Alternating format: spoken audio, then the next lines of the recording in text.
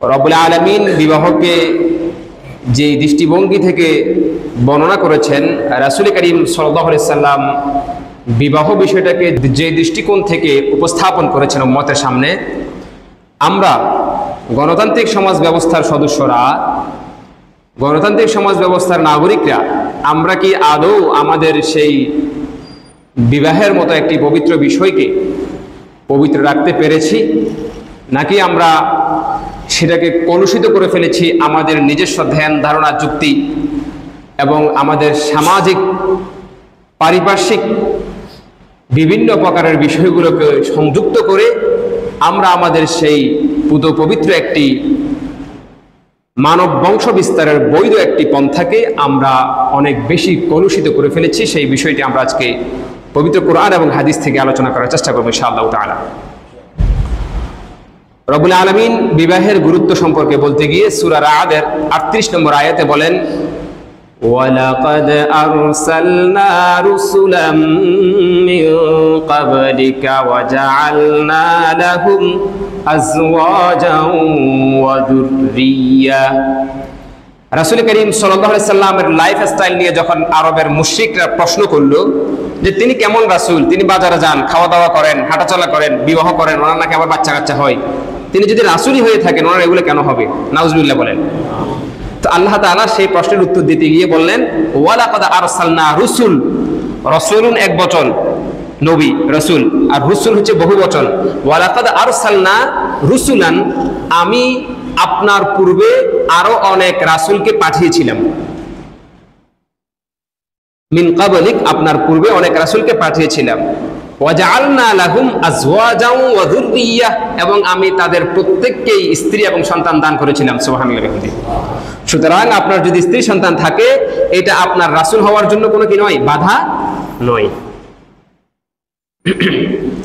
তাহলে আমরা এখান থেকে আরেকটি মেসেজ যেটা পাই সেটা হচ্ছে, বিবাহ এটা সব রাসূলদের একটা সুন্নাহ, সব নবীদের একটা কি সুন্নাহ। সব নবীদের কয়েকটা সুন্নাহ আছে। এক নম্বর হচ্ছে বিবাহ, দুই নম্বর হচ্ছে আতর পছন্দ করা, আতর খুশবু পছন্দ করা, তিন নম্বর হচ্ছে সিওয়াক, মিসওয়াক করা। মিসওয়াক এটি অত্যন্ত গুরুত্বপূর্ণ একটি সুন্নাত, কিন্তু আমরা মিসওয়াকের প্রতি অত্যধিক আমরা অবহেলা করি। আমরা প্রাসঙ্গিকভাবে একটা ব্রাশ করে দিনে একবার, হয়তোবা কেউ দুইবার করি, কিন্তু মিসওয়াক করাকে আমরা গুরুত্বপূর্ণ মনে করি না। আপনি ব্রাশ করেন, এটা আপনার চয়েস, কোনো সমস্যা নেই, করতে পারেন, কিন্তু মিসওয়াক করাটা সুন্নাহ। সালাতের পূর্বে, ওযুর আগে মিসওয়াক করা খুবই গুরুত্বপূর্ণ। আমরা সবাই ইনশাআল্লাহ তাআলা মিসওয়াক করার চেষ্টা করব। যাই হোক, তাহলে নবীদের যে সুন্নাহ আছে সেই সুন্নাহগুলোর মধ্যে অন্যতম একটি হচ্ছে কি করা, বিবাহ করা। আল্লাহ তাআলা সূরা রুমের 21 নম্বর আয়াতে বলেন, ওয়া মিন আয়াতিহি আন খালাকা লাকুম মিন আনফুসিকুম আজওয়াজা লিতাসকুনু ইলাইহা ওয়া জাআলা বাইনাকুম মাওয়াদ্দাতাও ওয়া রাহমা। আল্লাহ সুবহানাহু ওয়া তাআলা বলেন, ওয়া মিন আয়াতিহি, আল্লাহ তাআলার অনেকগুলো নিদর্শন আছে, তার মধ্যে একটি অন্যতম নিদর্শন হচ্ছে আন খালাকা লাকুম মিন আনফুসিকুম আজওয়াজা, তিনি তোমাদের জাত থেকেই, তোমাদের মধ্য থেকেই তোমাদের স্ত্রীদেরকে সৃষ্টি করেছেন। সুবহানাল্লাহি ওয়া বিহামদিহি। কেন সৃষ্টি করেছেন আল্লাহ তাআলা সেটা ব্যাখ্যা করেছেন, লিতাসকুনু ইলাইহা, যাতে করে তোমরা তোমাদের স্ত্রীদের নিকটে গিয়ে প্রশান্তি লাভ করতে পারো। সুবহানাল্লাহি ওয়া বিহামদিহি। যাতে করে তোমরা তোমাদের স্ত্রীদের কাছে গিয়ে কি করতে পারো, প্রশান্তি লাভ করতে পারো।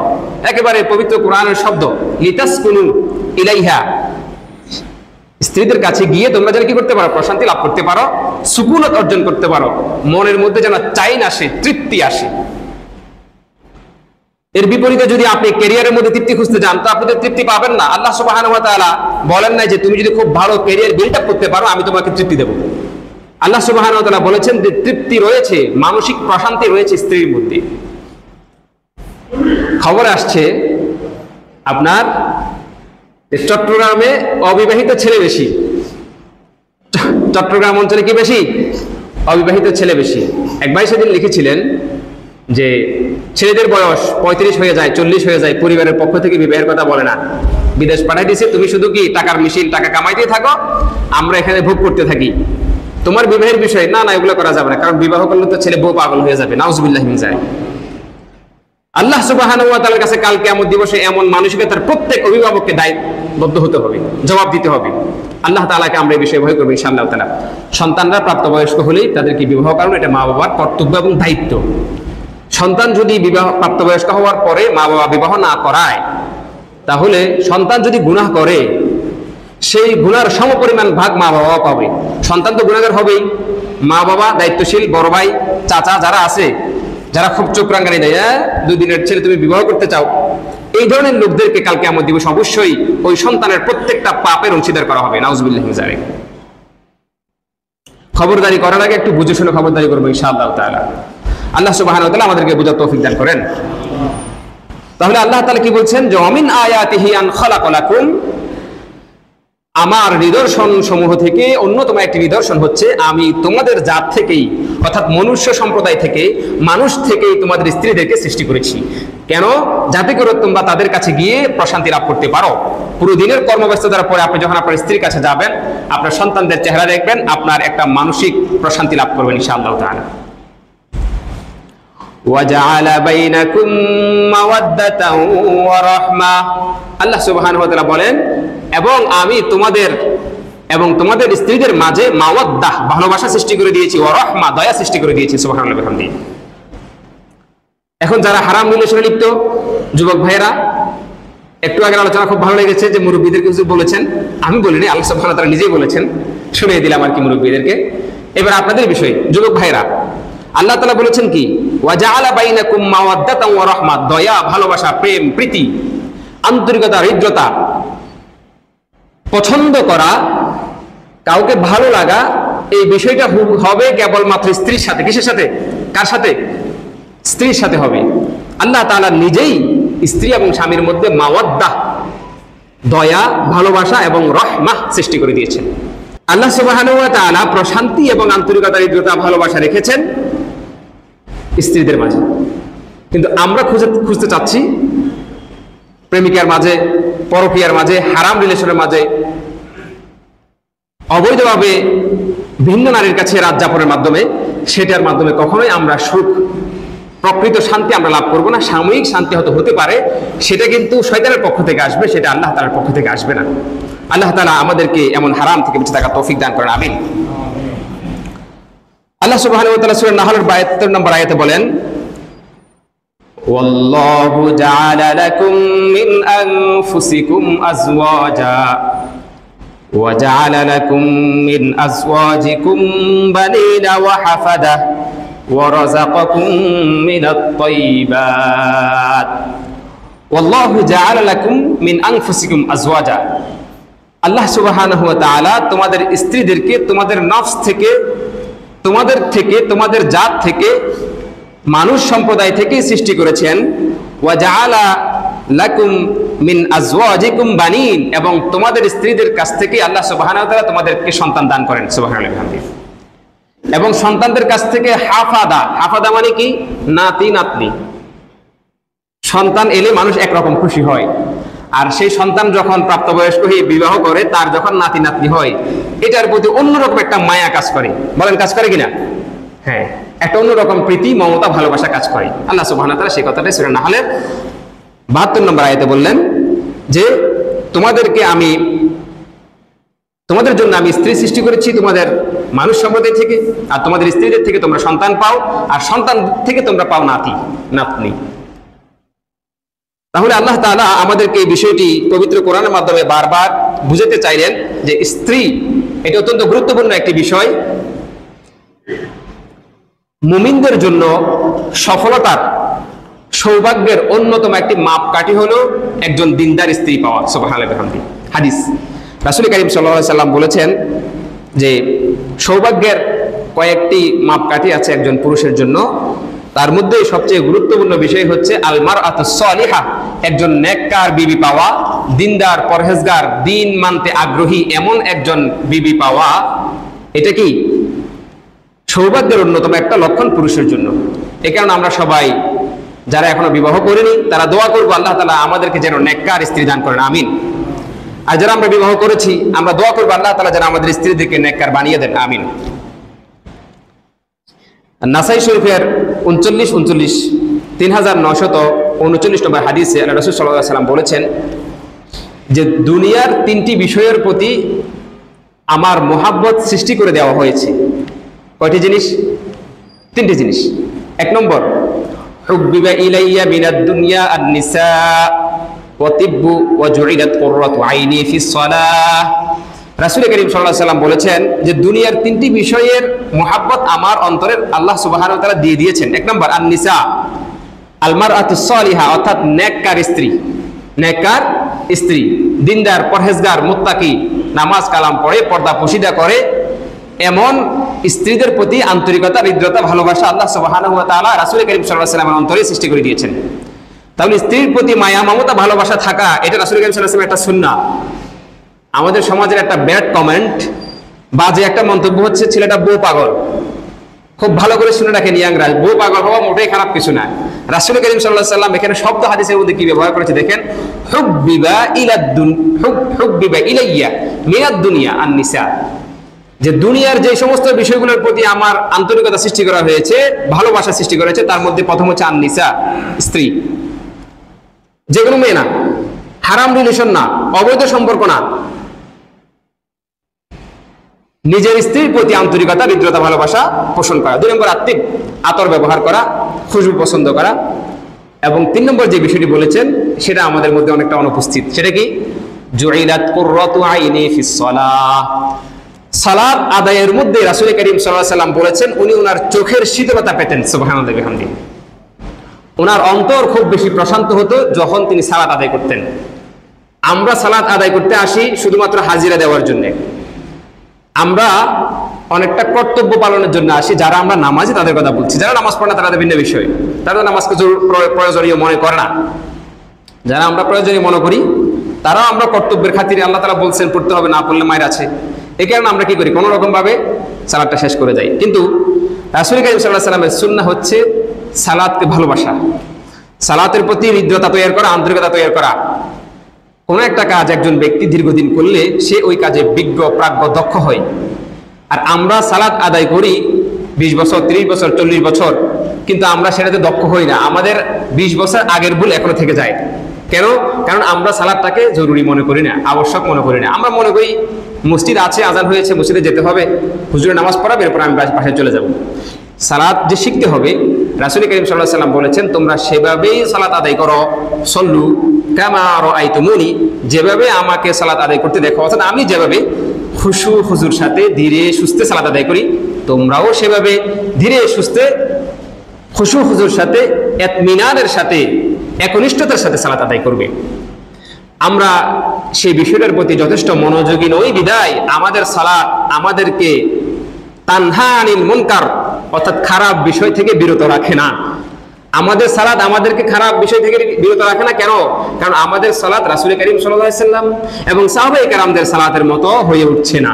আমাদেরকে দোয়া করতে হবে যাতে করে আমরা সবাই ঠিক সেভাবেই সালাত আদায় করতে পারি যেভাবে প্রিয় নবী সাল্লাল্লাহু আলাইহি ওয়াসাল্লাম সালাত আদায় করেছেন। আমিন। মুসলিম শরীফের 3535 নম্বর হাদিস, রাসূল করিম সাল্লাল্লাহু আলাইহি ওয়াসাল্লাম বলেছেন আদ-দুনিয়া কুল্লুহা মাতা, দুনিয়া পুরোটাই হচ্ছে উপভোগের কিছু বস্তুর সামগ্রী। কিছু বস্তু সামগ্রী হচ্ছে কি উপভোগের একটা বিষয় হচ্ছে দুনিয়া। ওয়া খায়রুল মাতাই আল মারআতুস সালিহা, আর দুনিয়ার সবচেয়ে দামি বিষয়, দামি সম্পদ হচ্ছে, উপভোগের সবচেয়ে দামি বিষয় হচ্ছে আল মারআতুস সালিহা, একজন উত্তম স্ত্রী, একজন দিনদার স্ত্রী, একজন মুত্তাকি, সালেহা, শাকিরা, আবেদা, জাহেদা একজন স্ত্রী, পর্দাশীলা একজন স্ত্রী হচ্ছে দুনিয়ার সবচাইতে বেস্ট সম্পদ। আল্লাহ সুবহানাহু ওয়া তাআলা আমাদেরকে নেককার স্ত্রী পাওয়ার সৌভাগ্য দান করেন। আমিন। ইবনে মাজাহ শরীফের 1856 নম্বর হাদিস, রাসূল করিম সাল্লাল্লাহু আলাইহি ওয়াসাল্লাম বলেছেন, এখানে একটি প্রাসঙ্গিক ঘটনা আছে। আল্লাহ তাআলা যখন পবিত্র কোরআনে জাহাব এবং ফিদ্দাহ সম্পর্কে আলোচনা করলেন, স্বর্ণ এবং রূপা সম্পর্কে যখন আলোচনা করলেন, তখন সাহাবায়ে কেরামরা প্রশ্ন করলেন তাহলে আমরা কি সম্পদ অর্জন করব, আমরা কি সম্পদ জমাবো?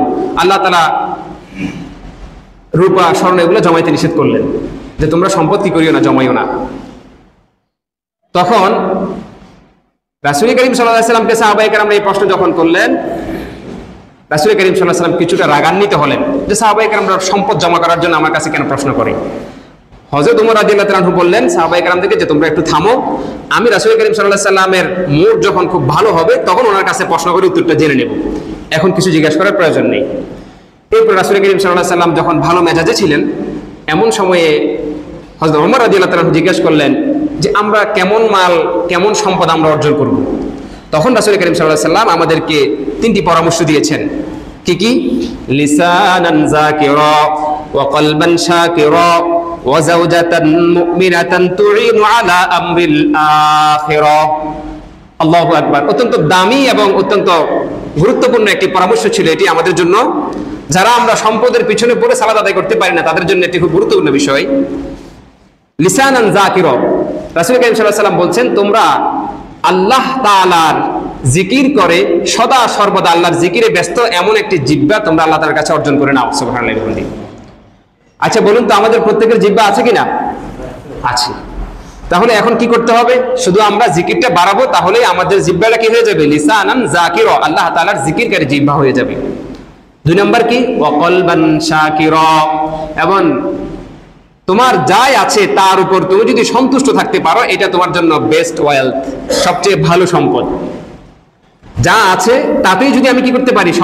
সন্তুষ্ট হতে পারি, তাতেই যদি আমি খুশি থাকতে পারি, তাহলে এটা হচ্ছে রাসূল করিম সাল্লাল্লাহু আলাইহি ওয়াসাল্লামের বক্তব্য অনুযায়ী সবচেয়ে দামি সম্পদ। অকলবান শাকিরা, এমন একটা অন্তর যে অন্তর সদা সর্বদা শুকরিয়া জ্ঞাপন করে, আলহামদুলিল্লাহ আল্লাহ তাআলা আমাকে যা দিয়েছে আমি খুশি আছি।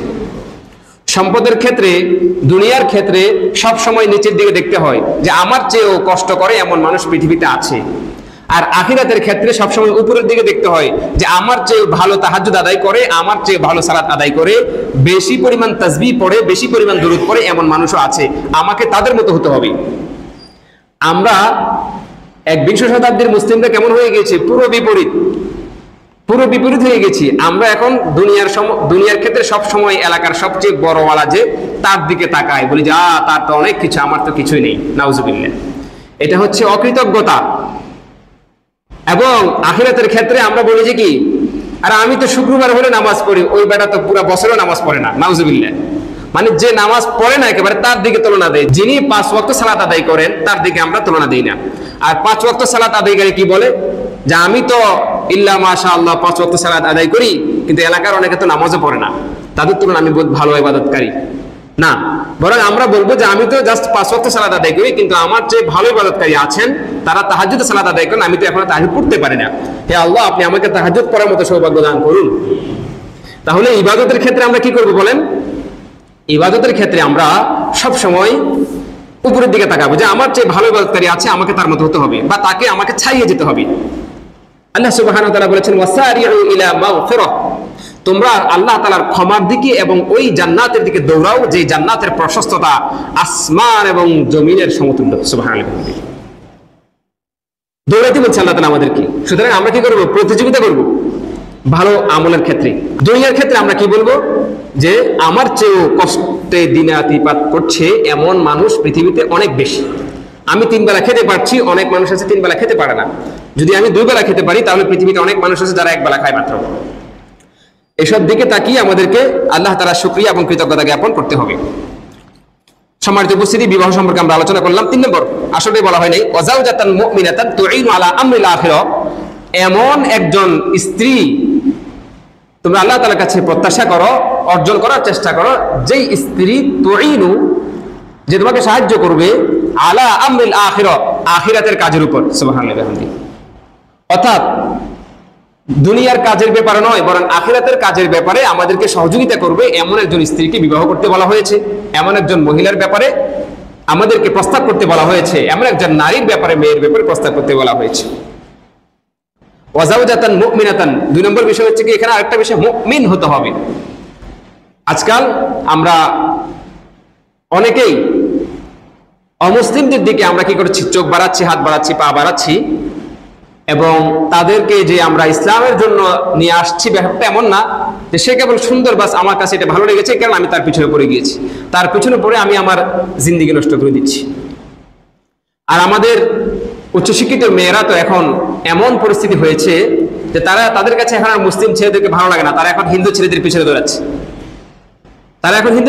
দৌড়াচ্ছে। নিজেদের ঈমান ধ্বংস করছে, নিজেদের আখিরাত ধ্বংস করছে, চরিত্র ধ্বংস করছে। এবং মুসলিম ভাইয়েরা বোনেরা যখন তাদেরকে পরামর্শ দেয় তখন সে বলে যে তুমি তোমার রাস্তা দেখো, তুমি আমার বিষয় কি করিও না, চিন্তা ভাবনা করিও না। অথচ সেদিনও নিউজে এসেছে বিষয়টা, বিগত 15 বছরে হাজারের উপরে বাংলাদেশি মেয়েদেরকে নিয়ে ইন্ডিয়ান পতিতালয়ে বিক্রি করে দেওয়া হয়েছে।